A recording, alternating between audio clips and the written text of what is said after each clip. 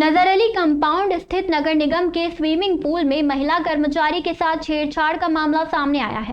Pool का संचालन निजी ठेकेदार के माध्यम से किया जा रहा है। महिला कर्मचारी की शिकायत पर कोतवाली थाना पुलिस ने ठेकेदार के 2 कर्मचारियों अजय जाट और प्रियांश गुप्ता निवासी दिल्ली के खिलाफ प्रकरण दर्ज कर उनकी तलाश शुरू कर दी है।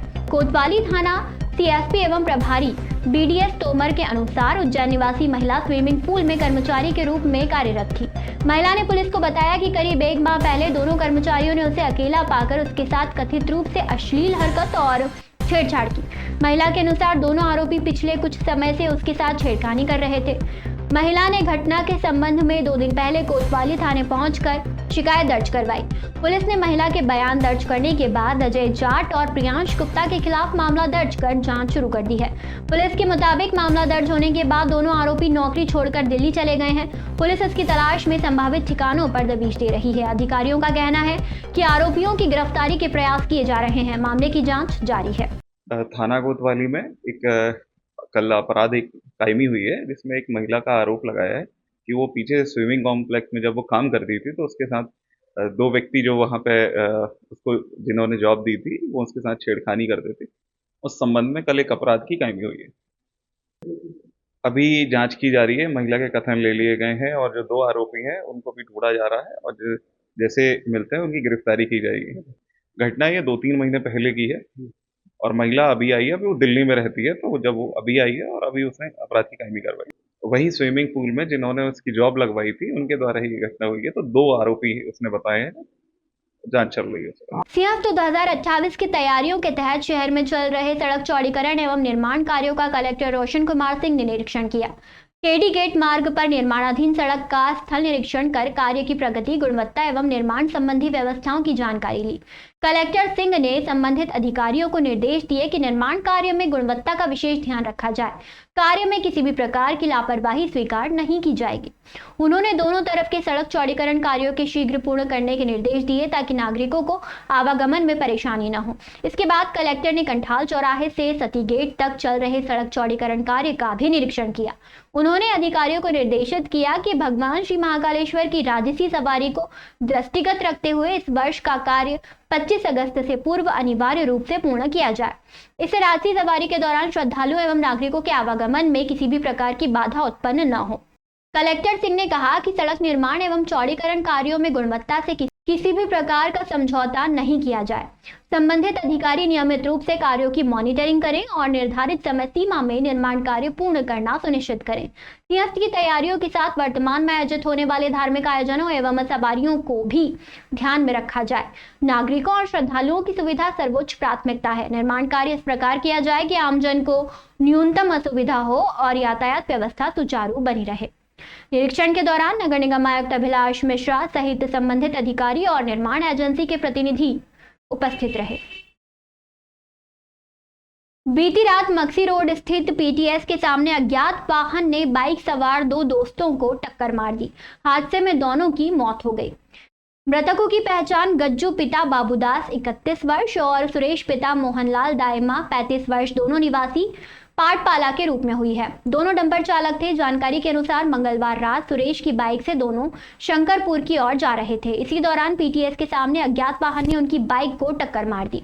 हादसे के बाद मौके पर मौजूदा लोगों ने दोनों को अस्पताल पहुंचाया, जहां चिकित्सकों ने उन्हें मृत घोषित कर दिया। परिजनों ने बताया कि दोनों किसी काम से शंकरपुर की ओर जा रहे थे और उनकी बाइक को किस वाहन ने टक्कर मारी इसकी फिलहाल जानकारी नहीं है। बताया गया कि सुरेश के 3 बच्चे हैं और उसकी ससुराल शंकरपुर में है। पुलिस ने मामले में मर्ग कायम कर अज्ञात वाहन की तलाश शुरू कर दी है। ये दोनों लोग ग्राम पाटपाला के रहने वाले हैं और दोनों पेशे से ड्राइवर है और ये शाम के टाइम बाजार किसी काम से कोई सेठ ने बुलाया, कोई कारण रहा होगा तो बाजार आ रहा है। इधर से कोई वाहन जा रहा था, इनका एक्सीडेंट हुआ और दोनों की स्पॉट पे मृत्यु हो गई। दोनों का क्या नाम है जिनकी मौत हुई? एक का नाम सुरेश दायमा पिता मोहन दायमा और गज्जू बेरागी। ये पाटपाला से उज्जैन आ रहे थे।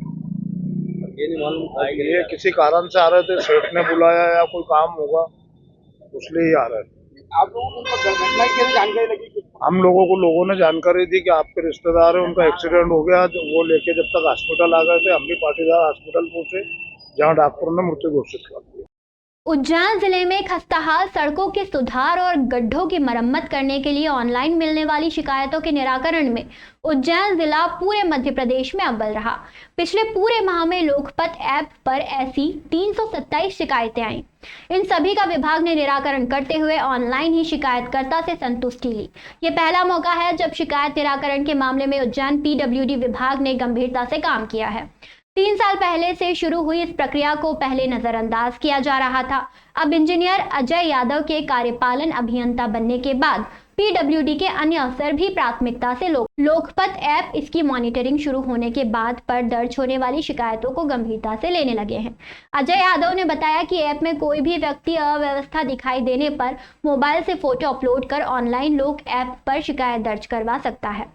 ऐप के माध्यम से दर्ज होने वाली शिकायतों का निराकरण करने के लिए विभाग ने इस बार एक सिस्टम बनाया। मुख्यालय स्तर से शिकायतों का मैसेज मिलते ही संबंधित क्षेत्र के इंजीनियर को तय समय अवधि में निराकरण का मैसेज भेजा जाएगा। लोकपथ ऐप पर दर्ज हुई शिकायतों के निराकरण में टॉप 5 जिलों में भी उज्जैन नंबर 1 रहा। इसमें उज्जैन के बाद सतना, बालाघाट, अशोकनगर और बुरहानपुर का नाम शामिल है। सभी ने 100% निराकरण किया है, लेकिन उज्जैन में सबसे ज्यादा 327 शिकायतें सामने आई थी और सभी का निराकरण हुआ। इस कारण उज्जैन नंबर 1 रहा। सबसे खराब प्रदर्शन दतिया का रहा। यहाँ 82% निराकरण हुआ। यह एक रूटीन प्रक्रिया है जिसका पूर्व में जो है पालन नहीं किया जा रहा था। मेरे आने के पश्चात इसमें एक लोकपथ ऐप है जिसका माननीय मुख्यमंत्री महोदय और लोक निर्माण विभाग मंत्री महोदय द्वारा शुरुआत की गई थी लगभग 2-3 वर्ष पूर्व। इसमें जो आम जनता है, कोई भी पॉट होल्स होते हैं या रोड ख़राब होती है तो उनके द्वारा फ़ोटो खींचकर मोबाइल नंबर से ऐप में ये ऐप कोई भी डाउनलोड कर सकता है और ये उसमें डाल दी जाती है, जिसका निवारण 4 दिन के अंदर करना होता है। अगर नहीं किया जाता है तो 4 दिन बाद सॉफ्टवेयर के माध्यम से कारण बताओ सूचना पत्र जारी हो जाता है। परंतु यही प्रक्रिया का ध्यान में रखते हुए संबंधित क्षेत्र के उपयंत्री और अनुभागीय अधिकारी को समय समय पर निर्देशित किया गया, तो उनके द्वारा वहां पर जाकर जियो टैग के माध्यम से उसका निवारण कर उसका कंप्लायंस किया गया, जिससे लगभग 327 शिकायतें प्राप्त हुई थी, जो 100% जिनका निवारण किया गया, जिसके कारण से उज्जैन मध्य प्रदेश में प्रथम जिले पर आया है। मक्सी रोड पवासा एवं शिप्रा तट स्थित हजारी हनुमान मंदिर में माधवाचार्य के सानिध्य में 12 अगस्त से चल रहे 11.25 लाख चिंतामणि पार्थिव शिवलिंग निर्माण एवं रुद्राभिषेक अनुष्ठान का बुधवार को विधिवत समापन हुआ। विश्व शांति, सुख शांति, समृद्धि, जन कल्याण एवं अच्छी वर्षा की कामना से आयोजित 7 दिवसीय अनुष्ठान के समापन अवसर पर पूर्णाहुति के साथ विशाल भंडारे का आयोजन किया गया। पूर्णाहुति कार्यक्रम में अखाड़ा परिषद के महामंत्री राजेंद्र दास महाराज, अहमदाबाद जगन्नाथ मंदिर के दिलीप दास महाराज, महेंद्र भाई झा सहित देश भर से पहुंचे संत, महंत एवं महामंडलेश्वर शामिल हुए। तीनों अणी अखाड़ों, रामानंदाचार्य पीठ एवं विभिन्न खालसों के महंत, त्यागी और तपस्वियों ने भी अनुष्ठान में सहभागिता की। अनुष्ठान के दौरान प्रतिदिन सुबह 7:30 बजे से पार्थिव शिवलिंग निर्माण एवं रुद्राभिषेक किया गया। हजारी हनुमान मंदिर के महंत काशीदास त्यागी ने बताया कि आयोजन का उद्देश्य सनातन धर्म एवं गौ माता की रक्षा के साथ वर्ष 2027 में होने वाले नासिक कुंभ एवं वर्ष 2028 के उज्जैन सिंहस्थ के शांतिपूर्ण एवं निर्विघ्न संपन्न होने की कामना करना था। आयोजन राजकीय अतिथि वैष्णव सम्राट एवं अखिल भारतीय खालसा परिषद के अध्यक्ष टीलाद्वार गाध्याचार्य मंगल पीठाधीश्वर माधवाचार्य की अध्यक्षता में संपन्न हुआ। माधवाचार्य प्रतिदिन महाकाल दर्शन के बाद मंदिर परिसर में श्रद्धालुओं के बीच अनुष्ठान में शामिल हुए। वे 1000 से अधिक खालसाओं के अध्यक्ष हैं और आगामी सिंहस्थ में दिगंबर अखाड़े के खालसा एवं वैष्णव मंगलनाथ क्षेत्र की व्यवस्थाओं और अगुवाई में उनका महत्वपूर्ण मार्गदर्शन रहेगा। देश भर से आए संतों का स्वागत महंत परमेश्वर दास त्यागी ने किया। समापन अवसर पर संत महंतों के सानिध्य में पूर्णाहुति संपन्न हुई तथा इसके बाद विशाल भंडारे में श्रद्धालुओं ने प्रसादी ग्रहण की।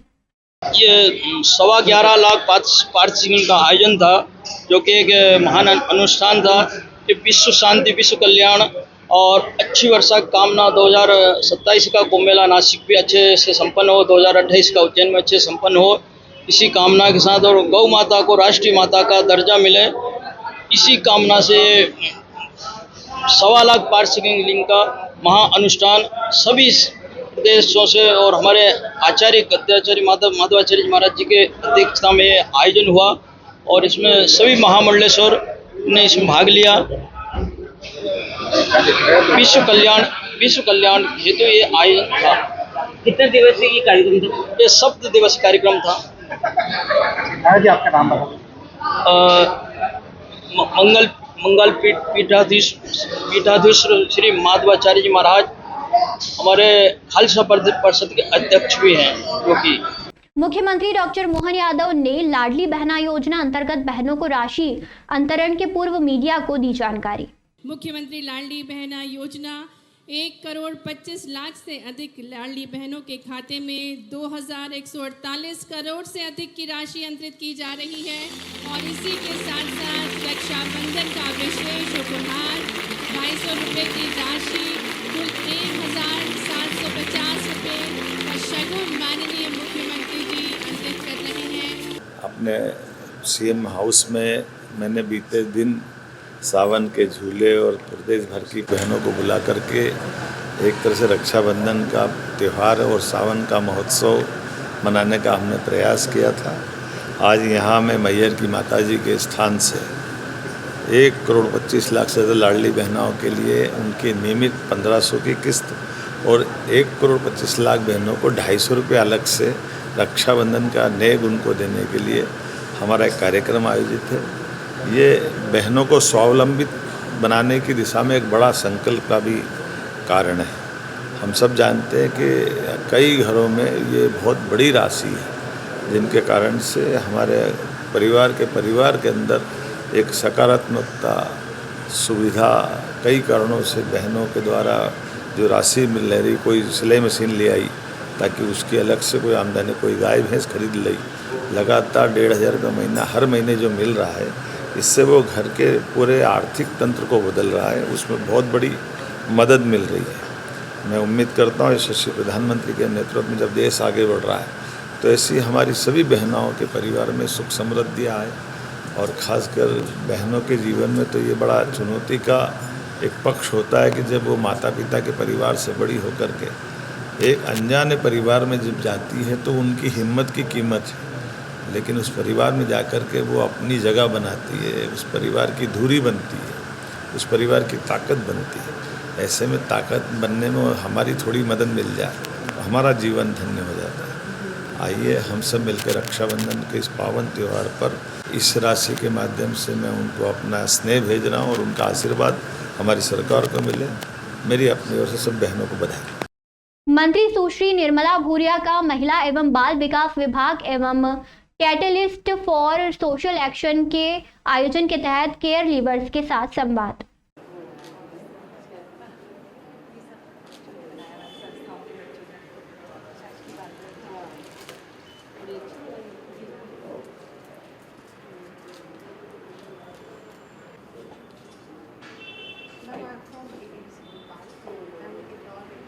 इस मंच पर खड़े होकर आप सभी से था जब हम भी वहाँ थे और आज हम यहाँ हैं। कल हम इस जगह इस बात पर भी गर्व है कि सिर्फ हमें ही नहीं बल्कि आज उपस्थित हर बच्चे को सिर्फ सहारे की नहीं अपने सपनों तक पहुँचने के अवसर की जरूरत होती है। और प्रतिभा और संदेश से भरी इस विशेष प्रस्तुति के लिए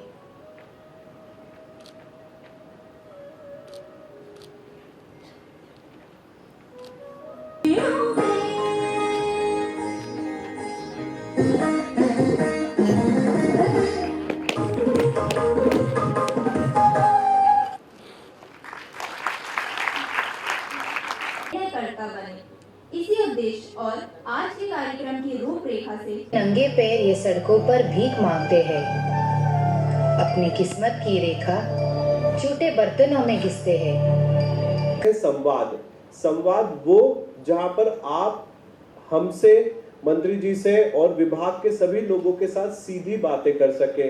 डर तो वो था कि मेरी मम्मी मुझे जहाँ से मुझे बेचा गया तो मुझे बार बार मतलब पढ़ाई के टाइम पे बहुत डिस्टर्ब करते थे कि तुमको रहने नहीं देंगे सही से, तुमको कहाँ चली जाओगे तुम। उसके बाद भी मैंने सारी चीज़ें कंटिन्यू की, कलेक्टर ऑफिस में भी आवेदन दिए, फिर वहाँ से भी बहुत सारी चीज़ें मेरी सोल्व हुए, फिर भी मैं हार नहीं मानी, अपनी पढ़ाई मैंने जारी रखी और आज मैं अपने पैरों पे खड़ी हूँ। चाहता है उसको ट्रैवल में कुछ इशू होगा या कॉलेज में कुछ इशू होगा, बिकॉज बिफोर 18 उसने कोई सोसाइटी नहीं देखा होता है, तो सोसाइटी के साथ कैसे इंटरेक्ट करना है, उसका कम्युनिकेशन, कन्वर्सेशन वगैरह, ये सब पे थोड़ा ध्यान देना चाहिए। मेरी बहनें भी अच्छी जॉब कर रही है, मैं भी जॉब कर रही हूँ, और प्लस इसी के साथ हम लोगों ने CSA का महिला बाल विकास एवं CWC हमारे CCI के मार्गदर्शन से आज मतलब बहुत बड़ा मुकाम हासिल करा है कि आज हमारे पास खुद का घर है।